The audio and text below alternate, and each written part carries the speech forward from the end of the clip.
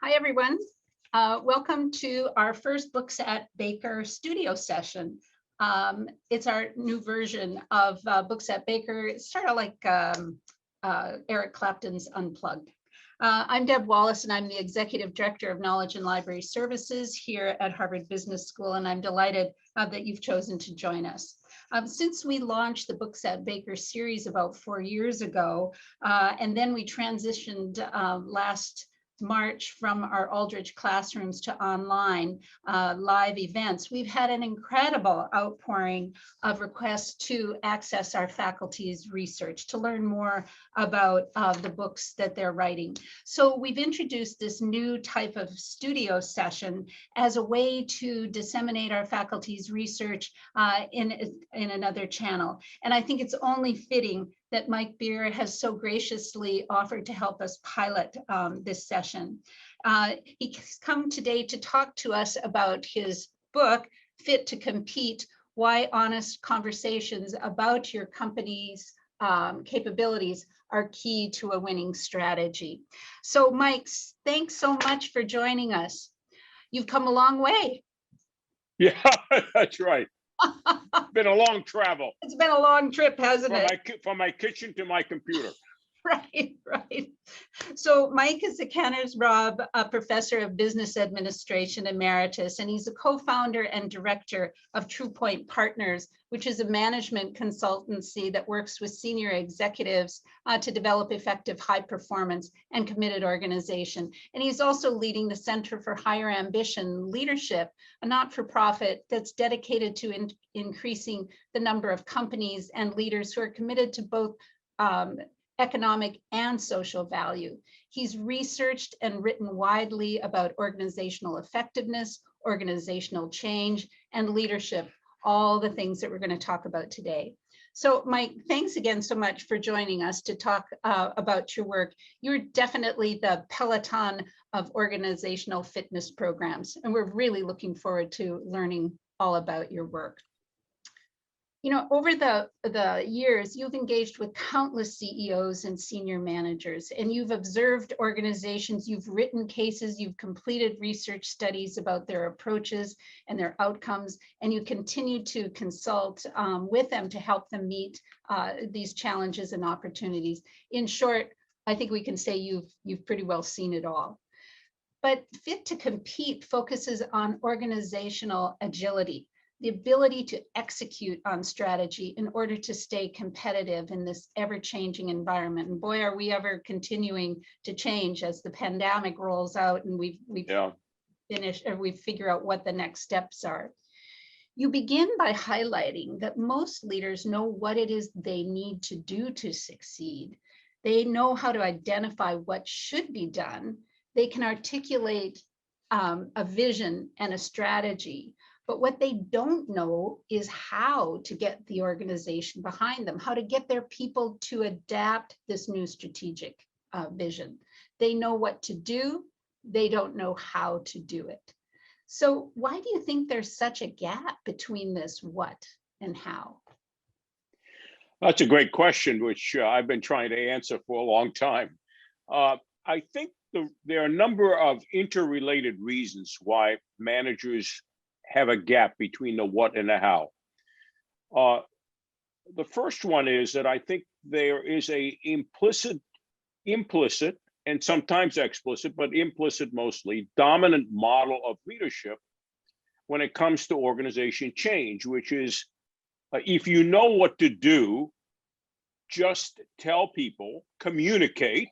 Yeah. I don't mean tell in a harsh way, but communicate as effectively as you can what it is you're trying to do and why you're trying to do it. And they will understand, and the argument of why will persuade them. So it's a rational approach to thinking about why people will do something. Well, in fact, we know that people will not just do something because it's rationally, I mean, that's important, but it's not enough. That they have to want to do something, and that is an emotional state of being committed to something because they believe that they have had a part in it, that they can influence it, they have influenced it, and therefore they understand it better and they can act. Most leaders don't quite understand that second component.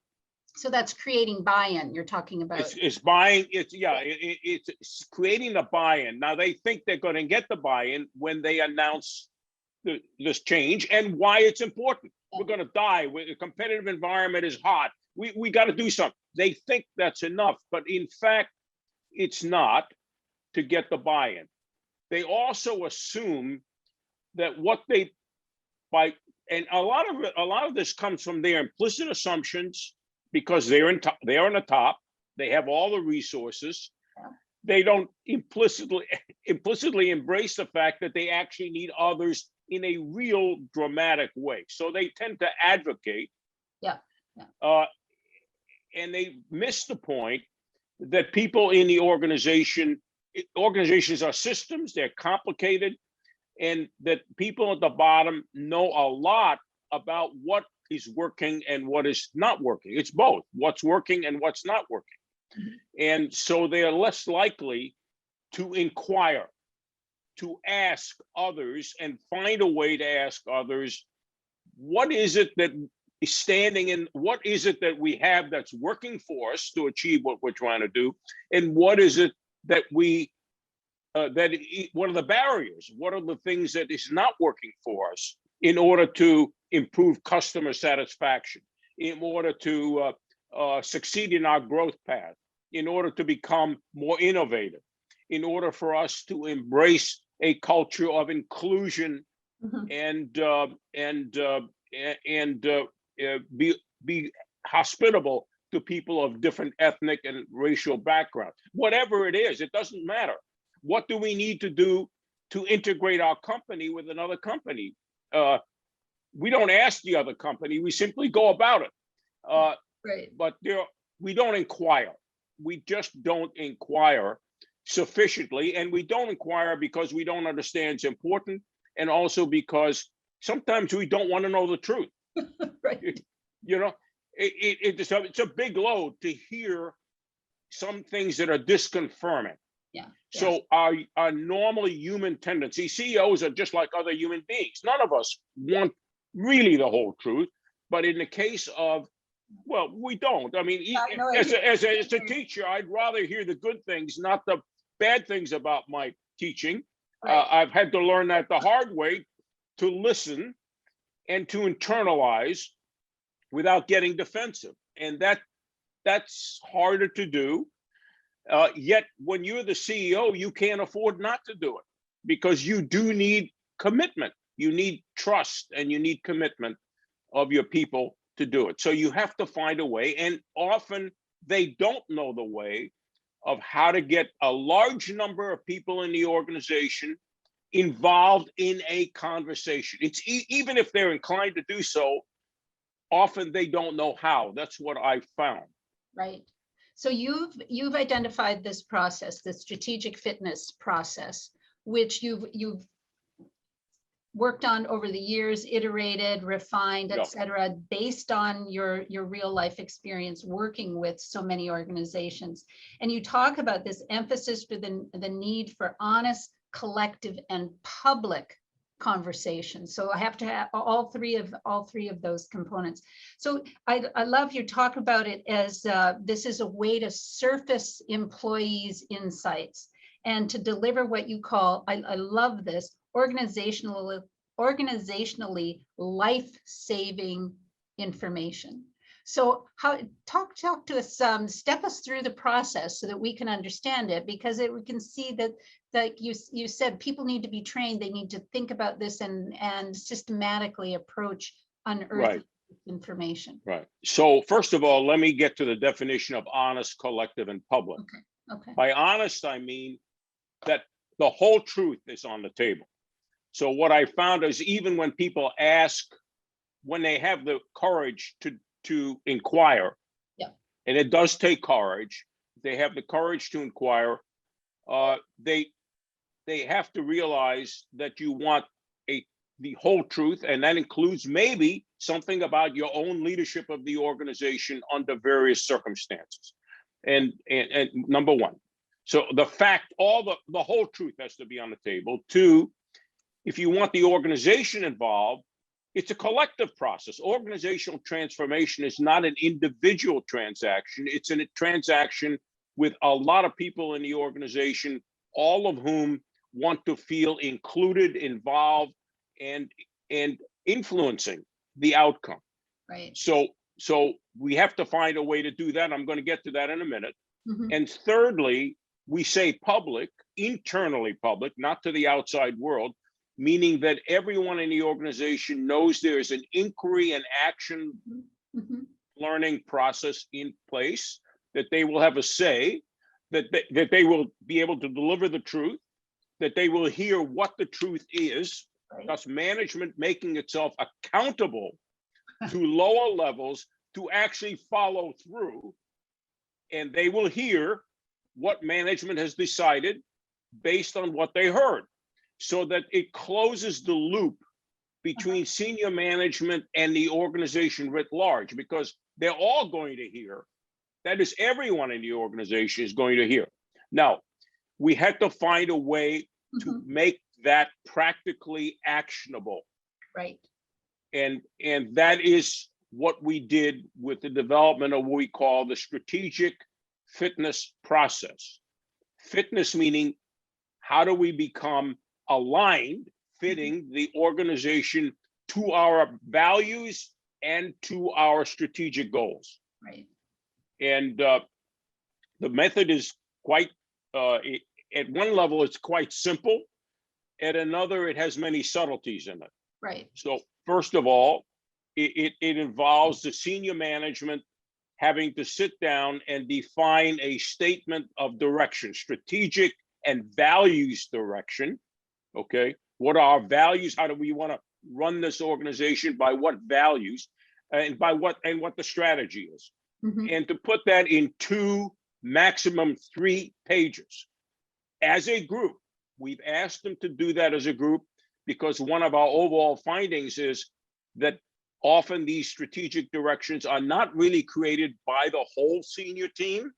And so they are not always speaking with in the same way about what the priorities are. You might not even have buy-in at the senior level. Might not have buy-in. Well, we have found that out even in companies at Becton Dickinson where this process started. They had a process for creating strategy, but even when we got to getting it down to 2 pages, there were minor disagreements and different understandings of what that really meant. So writing it down on 2 pages is critical. Number 2, we asked them to appoint a task force of their absolute best people 2 to 4 levels down, usually 2 to 3. And they can't be people who are available. They have to be the high performers, their best people. Yeah. Because one of the things we often learn is, well, we can't give you our best people. Well, then don't do this, okay? This is a management task. This is not a program. This is part of a strategic management process. So appoint those 8 to 9, 10 at the outside people, although we've had more, but that 8 to 10 works best.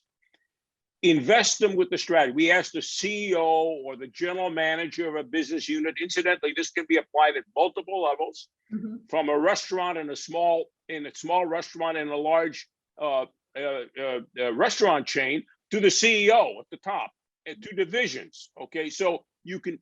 In fact, we argue this really has to be done at every level to improve the overall efficacy of the organization and its agility. But anyway, so please. He or she sits down with the team and Mhm. tells them specifically what the strategy is and what the values are and why they are important, and asks them to go out and learn the truth. They interview 100 people or so across the organization, Mhm. and they send them the statement of direction in advance, Right. and then go interview them. And this can be done virtually or obviously in person. And they ask them 3 questions, that's all. It's open-ended. Tell me, does this strategy and direction make sense? Mhm. 2, what are our strengths that we want to preserve in order to achieve that direction? And three, what do you see as the barriers? We then had to figure out how to get, well, what you can imagine is that a whole bunch of things come out. Yeah. Some of them are flattering. In every company, there are strengths, and some of them are not so flattering. So it's the good, the badly, and sometimes the ugly. In other words, some major issues, Right. really big issues, okay? For example, at Becton Dickinson, we found that at one point in time, Ed Ludwig, the former was a CEO. He had been a division manager. We used this process, wanted to do it, found out that the whole enterprise system was off the rails and it was costing him millions of dollars. It's going to cost another 100 to really get it right. Wow. So he knew that there was something, he didn't fully understand the full elements of it. So sometimes it's things that really are important and ugly in the immediate future, and sometimes it's more things that have to be working in the long run. I'll get more into this later when we get to the silent killers. Then we have to find a way for that truth to get to the top, to the senior team. We've started out by having the task force present a PowerPoint presentation. Mhm. Well, that was okay, but it didn't really reveal the richness of what people said and the emotional impact that had on the task force that they wanted to transmit to the senior team. So we now have we put them in around the table in something we call a fishbowl, and they have identified a set of themes. They go through an analysis rigorously, usually with the help of a consultant, to facilitate the process. Right, It's their work, but it's just to make sure it works right. And they identify 6, 7, 8 themes, whatever the number is, and they start talking among each other about what they learned about that theme. Could be leadership, it could be our structure, it could be our this, that, and the other thing. I'll get into this later if we talk about the silent killers. And then the senior team is sitting around, and then out of you, they're listening, they're taking notes, and their rules of engagement. This is critical. Because the first time we did this general manager said, or the second or third time said, well, that's not true, telling the task force. Yeah. Well, you can imagine what impact that has. So it shuts down the communication. So there are tendencies to be defensive, and there are tendencies to want to resist the feedback, and a desire, out of a human desire, not to, to rationalize. So basically, we had to create ground rules. Perceptions of fact. The task force has done an analysis. These are real facts. Accept them. Don't ask the task force where they got the information. This is anonymous. The individuals are anonymous, not the issues. And the task force has ground rules. This is not a blaming game. This is about explaining what you heard as reporters. You are reporters. And that's important for the senior team to know too. They're not speaking for themselves. These are not a bunch of complaints that these 8 people have. This is what the organization as a whole is saying about our current condition. Now the senior team has to go back, listen to this, go off by itself, do a diagnosis, and develop an action plan. The diagnosis is not just what are the first of all, do we agree on what was said? What is the cause of that? Why are we having these problems? It's not just responding to the symptoms. It's asking deeper questions and reflecting, what are we going to do? What's the action plan? They have to go back to the task force and present the action plan. This is what we heard. This is our action plan. Go critique it. The task force now is a representative of the larger organization, okay? Because they've interviewed 100, and the 100 expect to hear. So the task force allows them, critiques the senior team's task force action plan. If there are changes required, and sometimes there are, and those are very critical moments when the task force is testing the senior management's real willingness to act on what they heard. And then the communication to the larger organization, once there's agreement on the action plan, this is what we're going to do, and we'll keep you posted about progress. And then we go out and do it. We do it in a large meeting or whatever. Yeah, it seems to me like when you lay out a process, whether you have to follow it lockstep or not, just having that process helps people understand what they're accountable for, what to expect, the commitment to the conversation, et cetera, et cetera. So Yeah. I'm just wondering, does the whole organization know about this process? Yeah. Well, yes, they're given the outlines of the process in the open community. The general manager or the CEO announced the process Okay. and describe what it is. So there is an expectation that a process is going on. They don't. Some of them are involved directly by interviews. Others know that it's going on. So when they hear what the action plan is for change, they know, and they're told it comes from a task force that collected this information. Here's what we heard, and here's what we're deciding to do. It's an inclusive process. It's a full engagement process, which gets the buy-in and incidentally creates higher trust, Right. much higher trust. Okay. That's what you were talking about. We need to be fit in 3 areas: the fit to perform, fit to trust, and fit to adapt. Right. So, and this process achieves all 3. Right. Some change efforts achieve the first, fit to perform. Let's change some things to improve our performance. But we've done it in a way that haven't involved anybody. So fit to trust is not raised in the same level. In fact, sometimes it goes down because they're telling us what to do and we don't think it's really the right thing to do, or et cetera. Yeah. So you talk about this as a process that will help with significant change. Is there a process light almost that people would adapt as kind of almost an ongoing, like taking the pulse of the company or understanding any kind of strategic direction, big or small? Is it just so time intensive that people tend to just do this for big strategic changes? Well, the more strategic the change, the more this process is required. Now, the basic principle is advocacy and inquiry. Okay. So if I am in a group of 15 and I believe we need to make a change, advocate it. You need as a leader to advocate a direction you want to go. And you should do it with your senior team, okay, so that you're all together.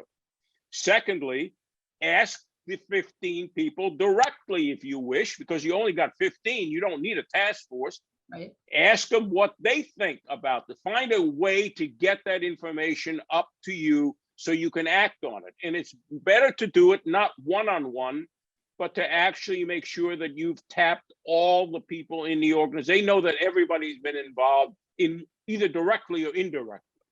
The larger you get, the more you need an indirect way. You can't get everybody in the room. So that's where the larger the scope of the organization, the more you need some mechanism to go out and get enough information that represents all parts of the organization: marketing, operations, technology, et cetera, because they all have different perspectives on the problem and they're involved in it in different ways. So I want to go back to the notion of trust, because another thing you said almost outside of the process that you were talking about, it's that, although related to it, is that employees will lose trust in their leaders and become less committed to change if they feel they can't speak the truth. So just allowing this conversation is a way of building trust. That's right. Yeah, we've learned that because a lot of this learning has come from applying the process. Right. Yeah. And the insights got bigger and bigger and more important as we began to dig into what was really happening here. We originally thought of this as a rational process. Okay. If you have a problem, tell everybody, find out what's standing in the way, do it. No, but we found the emotions were really critical, but you had to find a way to harness that you had to find a way to regulate emotions. In other words, you cannot have just people speaking out and blurting out emotionally what they like and don't like, because we know that disrupts conversations. So this is a safe process for having deeply, potentially difficult emotional problems on the table that makes it safe for senior teams and the task force and the people in the organization.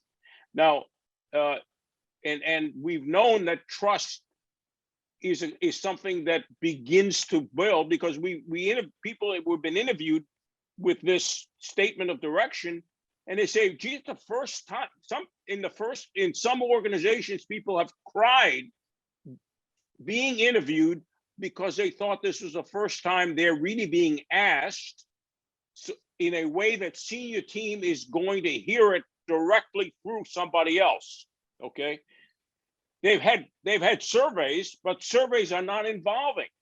Yeah. They tell senior management what may be problems that may exist, but they don't tell them why they exist, and they don't allow the voice of the organization to really be expressed.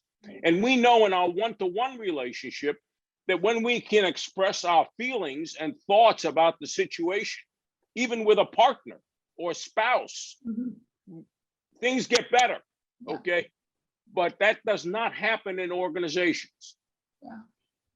So, this conversation, the honest collective and public conversation, that's an organizational capability or a muscle that needs to be absolutely stretched too. It needs to be stretched. It needs to be, you're absolutely right, Deborah. And they need to be strengthened because in my view, it is the core capability that leads to agility and adaptation.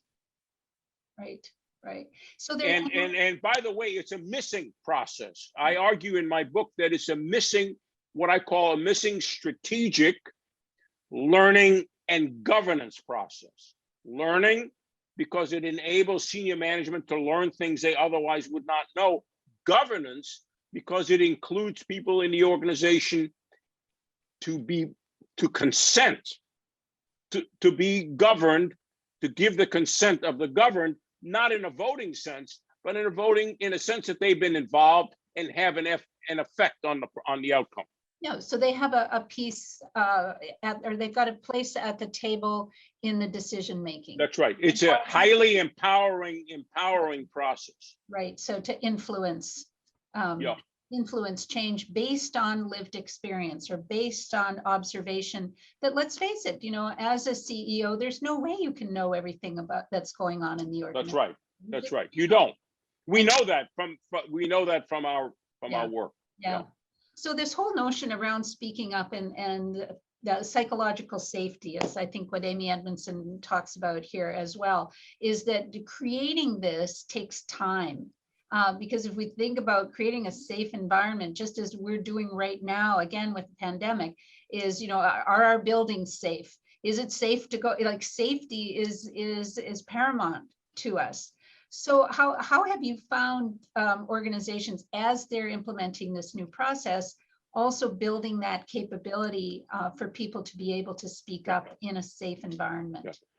Well, first of all, I love Amy Edmondson's research, because safety, having a safe environment is what allows people to speak up.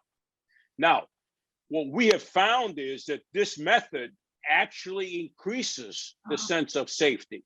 Right. Because you as an employee have tested management's real commitment to hear the truth. Once you know that they're asking for the truth, they have heard the truth, they act on the truth, your trust rises. What that requires of managers, though, is to make themselves vulnerable.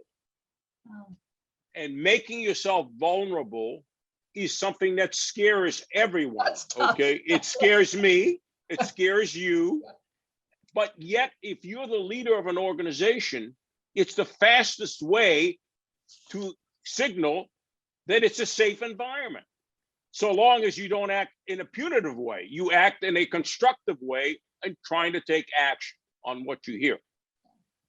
I know, I'm sure it's hard to measure, but have you, in your experience in working with so many organizations, how long does that take, like to build this safe, trusting environment? I mean, it isn't something that's just automatic, is it? Or... Well, you can do it. You can increase it at any one episode where you have this conversation, because people are feeling safe. So they know they're safe because they're being asked to say the truth through a task force in a way that is constructively constructed to be safe. However, if you want this to be a constant, you need to do this periodically. Right. And that is why I argue in the book that the missing strategic management process in organizations is this learning and governance process. Okay. If you build it in. So in one of the divisions where we did this at Hewlett Packard many years ago, the general manager, there were a lot of issues. Without going into the details, the general manager, once we got done with the process, he said, we're going to do this every year. Huh. Every time we announce a new strategic plan, which is once a year, it's a rolling plan, but we announce it for this year with goals and strategies and so forth. We're going to send a task force out to go out and interview, the 100 or whatever the number was. It was a smice, and then they're going to bring that. So we'll go through this every year. What happened was that every year they learned some new things, maybe elaborations of things they thought they already had done that weren't going well, or new insights. I see. Yeah. And so, for example, the second or third year, they learned something about the fact that they didn't have a good priority system for new customers coming in, and the resources were not available when customers called. So they fixed that. Right. They didn't get that the first time. And what happened was that trust was built. It was a very rapid change. And when people were leaving the division to go to other parts of the company because they hated working there, now they wanted to come back because they were coming back because of this process. So it built the trust. It was an organization that clearly had already developed trust, and they were ready to buy in again. Whereas before, the trust was going down and the performance was going down. So doing this process on a frequent, or maybe not frequent, but a regular, consistent way, Regular, at least when you have major strategic inflections, but you can do it periodically, which is what they did. It worked just great. Sure. And people began to like it, and they just changed their whole conception of what this organization was about. So you were talking earlier about, nobody wants to be the bearer of bad news, or you don't want to be part of the good, the bad, or you want to be part of the good but not the bad and the ugly. So you were talking about this notion of silent killers. These are the barriers that really get in the way to conversations. So what are these silent killers, and how do you overcome them? So after we started doing this process, we had a sense that the same kinds of issues were always coming up. I said, let's find out. So we really went to and did a content analysis in a rigorous way of what 12 task forces said. So you went back to... Yeah, we went back to the data. We went back to the data. Remember, these 100 people interviewed, these task forces, a bunch of researchers. They go out and interview, right? So every time you do it, you have a research base in each case. Sure. So we went back and analyzed it, and the analysis showed us 6 barriers that came up 10 out of 10 times or 8 out of 10 times. There are a couple I can tell you, one particularly that came up less often, but also very often. And here they are. So and I'll tell you what they mean. All task forces came back with these messages. Your strategic direction is not clear to people we interviewed, and the priorities are not clear. People see different priorities in different parts of the organization than where they are. 2, we see you as an ineffective senior team. By that, we mean not that you personally are necessarily ineffective. Occasionally that's the case, but mostly you don't work together in a way that we believe you work together. And of course, we know that because you don't have a common priorities. I mean, people, okay. So, and thirdly, leadership, this was more implicit, but often expressed. The leader in some way or other is either too top down or too laissez-faire. They're not engaging the senior team and the organization in a candid discussion of what is our problem and how do we solve it. That is the essential element of management. You've got to solve problems, but you need to involve people. So these leaders, either too top down or laissez-faire, didn't know how to engage, were afraid of conflict. Afraid of conflict because conflict had often erupted in negative ways. They didn't know how to do it constructively. The fourth barrier is really a dominant barrier in poor implementation, and that is poor coordination and collaboration across the parts of the organization, whether it's functions, geographic regions, and or businesses, depending on the complexity. The integration and coordination is wanting in one way or another. In organizations, some organizations that don't have the proper structural mechanisms, like a matrix or project organization. In others, that structure exists, but it's not clear roles, no clear responsibilities, no clear decision rights have been articulated. It's not working right. Fifth, we do not have enough leadership development, and consequently, we observe not sufficient down the line leaders who can lead project teams, business teams, new businesses, whatever. A lack of sufficient bench strength in leadership. Another way that was very manifest was management who said to us, we can't give up our best people. You want our 8 best? We need them for something else. They're doing work. We can't give them. Well, yeah, because you don't have enough, okay? And the final barrier was we knew these problems existed, the inability of truth to speak to power. Okay, that as they said, people said, my God, this is the first time in a long time I've ever been asked what the hell's really wrong here or what's good about us. Right. We just haven't been able to, we can't express. And by the way, we learned that expressing it to the CEO by itself doesn't work either. Because if the CEO hears there's a problem from one person, they don't know if he or she is a complainer. Right. They don't know if the data is valid. They don't know how to persuade the rest of the team, even if they believed it, that it's really a real issue. So the collective conversation gives it a compelling validity on which management has to act. They now believe this really is true, okay? So there is a reason for the collective part of this. It's not just that you learn more information, which you do. It's that just senior voice out there. It's senior management knows this is what the organization is telling us, and the consequence of that is that it reduces politics.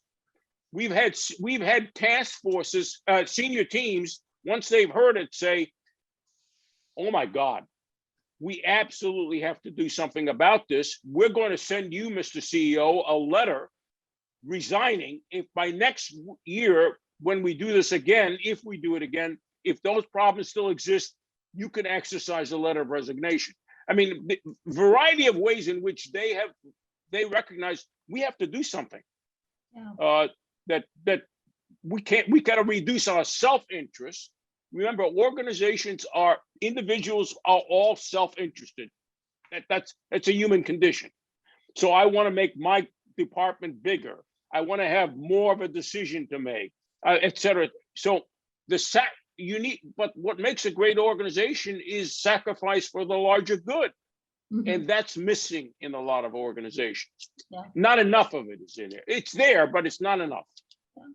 Yeah. In addition to the process and outlining all of the components and the capabilities, you talk about the leader's readiness.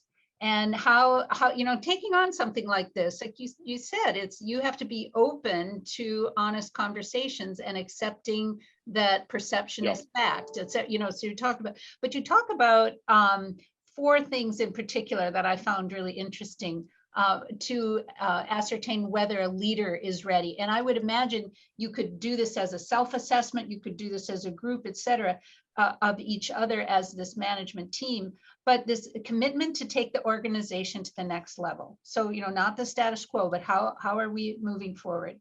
A human-centric philosophy of management, eagerness to learn rather than just tell, and immersion in an organizational culture that supports this philosophy. So you were talking a lot about values and being explicit about where the Yes. organization is, and me or I as a leader, how do you help leaders do this assessment and make sure they are ready to take on this process? Because you can think about the process as an organ, like a step, Yeah.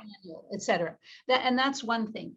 But for the leader to really embrace it, you have to have buy-in at that level, to incredible commitment to Well, this. the first thing, what these things express is the willingness to be humble. Yeah. Okay. Now, we know from other research, including our own, that humbleness matters, okay? If you're not humble, you believe you have the answer. If you live in an organization, this is the organizational context, which favors strong leaders who always are decisive and move fast, you are not likely to get humble leaders. That's the context, okay? So to develop leaders who are humble, you can't have that culture, okay? Now, the division in HP that I mentioned was extremely successful in doing this process and adopting it, in part because Hewlett Packard for decades had developed this culture that you always want to include employees. It had an employee first kind of culture, and that's the human centric part. It was a human centric culture. So if you don't believe your human centric means you believe people in the organization are good, they want to do the best they can, and they will help you and they'll make a difference. If you don't have that philosophy, you're not likely to employ such a process. And unfortunately, there's a great variation in the extent to which leaders are human centric. And I might add, this wasn't in the 4 you mentioned, they have to feel secure enough in themselves. Okay. Otherwise, they can't be humble. But I would also argue that you can develop this to some extent as you go through the process. So we learned that leaders are getting new insights about how to manage in a human-centric, open, and vulnerable way by seeing that it works. So it's a virtuous cycle, actually. It's a virtuous cycle. So this is also a leadership and team development experience for the senior team. In fact, I would argue it is a much more powerful senior team development and leader development process than training them. I've written an article in Harvard Business Review, why leadership training does not work. Yeah. And what to do about it. The what to do is exercise humbleness in the way you solve problems, and you will learn to do that effectively.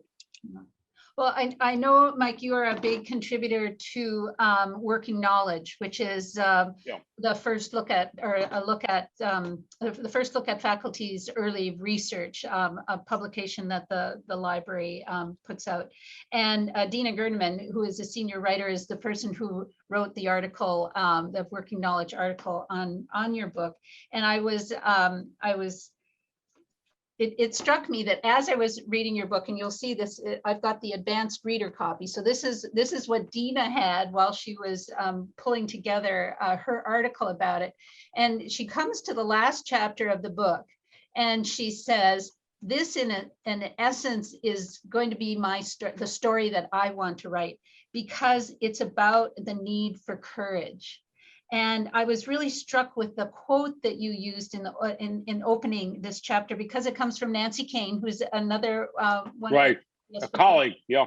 Yeah, and she has also done a Books at Baker for us on this book that she wrote, Forged in Crisis. And if you don't mind, I just want to read it, because she says, every leader will come face to face with his or her darkest doubts. In these moments, the way forward is to move directly into one's fear, to do the thing, address the person, or seek out the information that seems so terrifying. So this you pulled out as the essence of courage. And to just wrap up our conversation today, I'd love it if you could leave us with how this notion of courage can be developed, and how it means so much to the strategic fitness process. Yeah. Well, first of all, when I read that quote in her book, yeah, I said, this is absolutely what we try to do for leaders, is to get them to seek out the information and to make themselves, to confront their darkest moments. So first of all, I would argue that no leader who's any good at all thinks they know all the answers. They have doubts about what they're doing. Yeah. What they don't do is express they're hesitant to admit their doubts. Do I have the right strategy? Right. Do we have the right structure?